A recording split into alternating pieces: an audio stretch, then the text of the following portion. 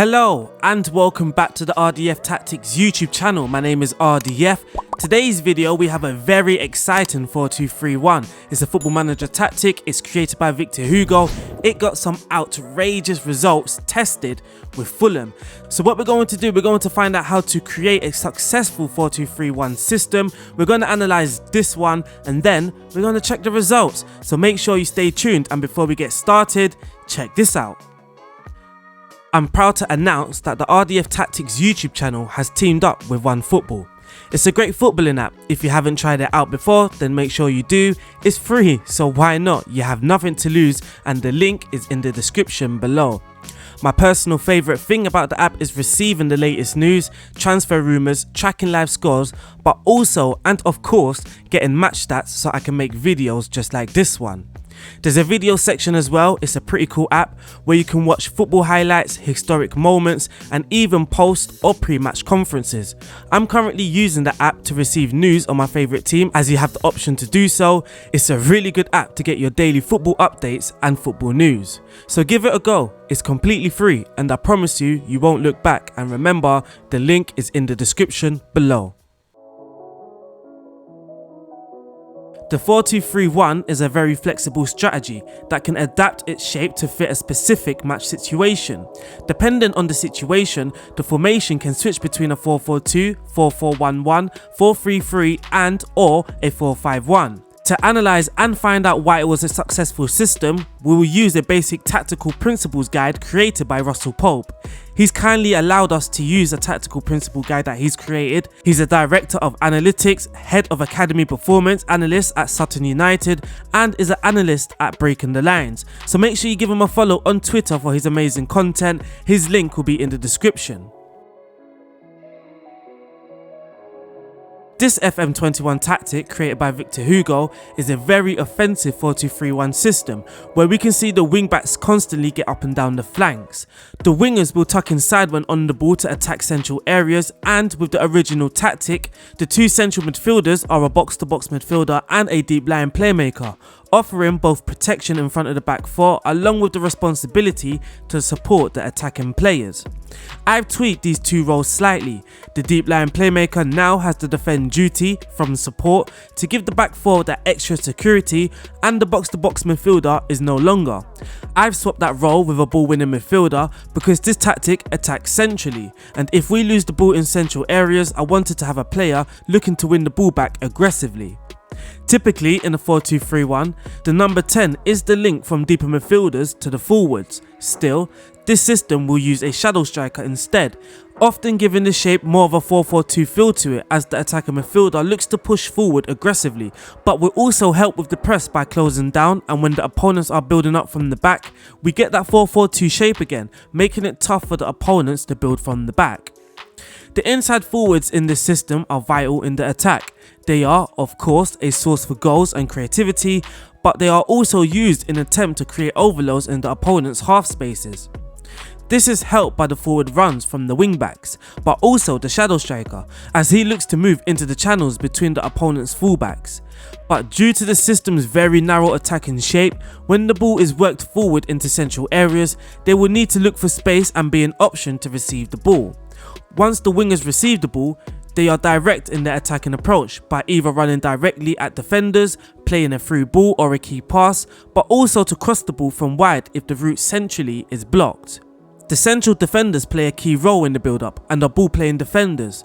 They play with risk on the ball by either bringing the ball out from the defence with their feet looking for a pass, or they will look to play a more direct and risky ball looking to initiate a counter-attack.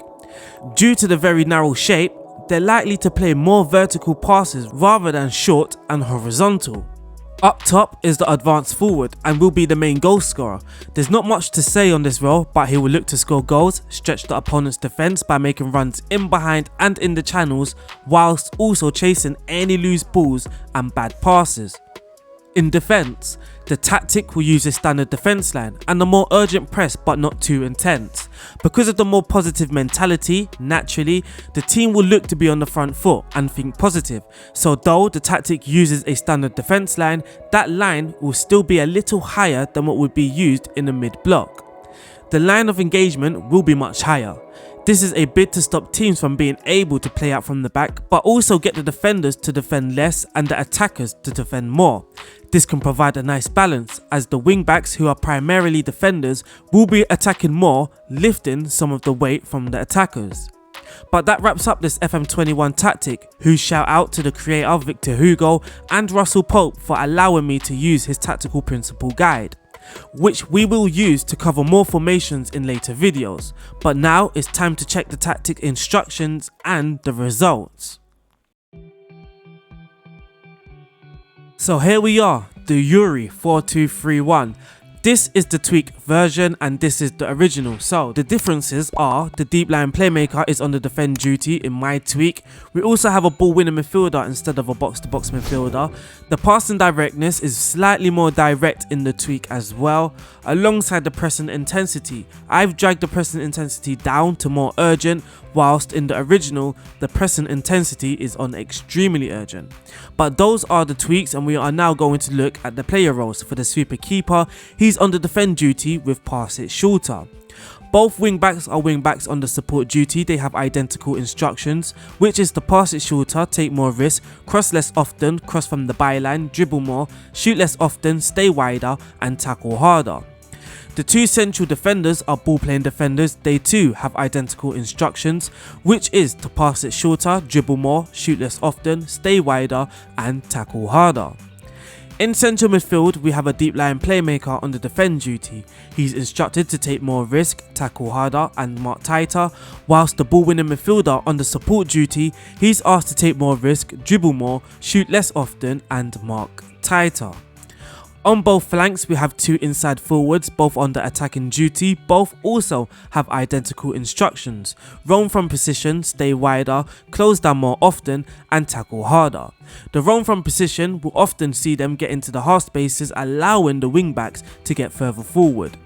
In attacking midfield, we have the shadow striker. He's going to be roaming from his position also. Lastly, up front, we have the advanced forward on the attack duty, but he has no instructions involved. For the team instructions, we have the mentality on positive. The attacking width is set to very narrow, so we are channeling a lot of our play in central areas. We are going to be passing it into space, trying to unlock the opponent's defense. We are also going to be playing out from the defense. The passing directness is set to standard, whilst the tempo is set to higher. In the final third, we are going to be using low crosses and working the ball into the box. When possession has been lost, we are going to be counter pressing. When the possession has been won, we are going to be making our counter movements. When the goalkeeper is in possession, he's going to be distributing it quickly, distributing it to the fullbacks. Out of possession, the offside trap is used with the much higher line of engagement, but the defensive line is set to standard. The defensive width is also set to standard, whilst the pressing intensity is set to more urgent, and we are going to be preventing the short goalkeeper distribution. But that wraps up the tactic, the instructions. We are now going to look at the results. But lastly, actually, sorry, I almost forgot, we've got some set piece routines, I believe. So when you are attacking on the corners on the right hand side, this is what it looks like. For the corners on the left hand side, this is also what it looks like.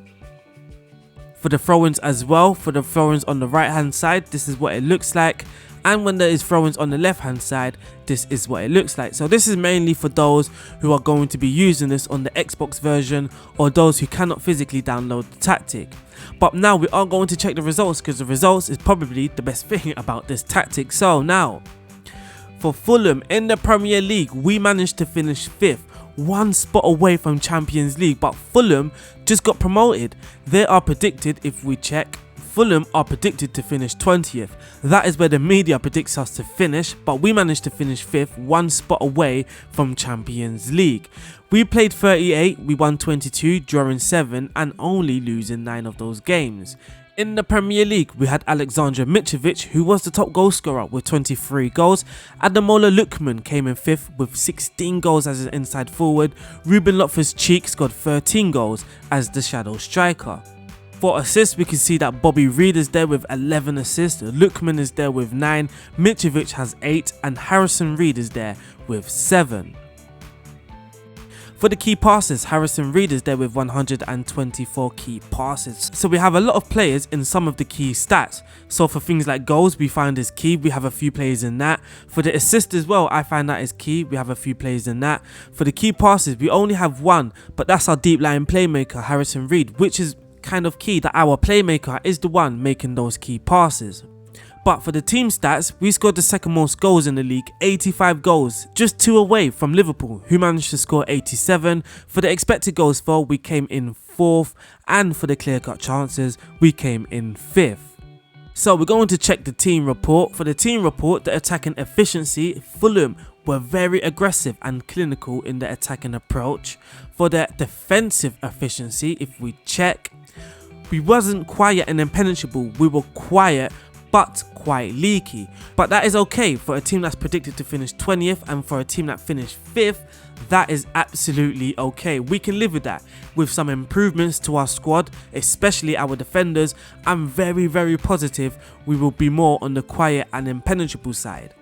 But that's how the tactic performed. We are now going to look at the squad stats. Who were the top goal scorers? Who were the main assists in our squad? So Alexander Mitrovic was the top goal scorer. He scored 24 goals in 41 appearances. He was the advanced forward. Ademola Lookman was the left-sided inside forward. He scored 18 goals in 36 appearances, getting 9 assists. Loftus-Cheek was the shadow striker. He scored 14 in 38 games, getting 7 assists. Ivan Cavallero got 11 goals in 28 games. He was the right-sided inside forward. With assists, Bobby Reed was the best creator in the side with 11 assists. Alexander Mitrovic managed to get 9 alongside Ademola Lookman. Harrison Reed got 7 assists, so did Loftus-Cheek.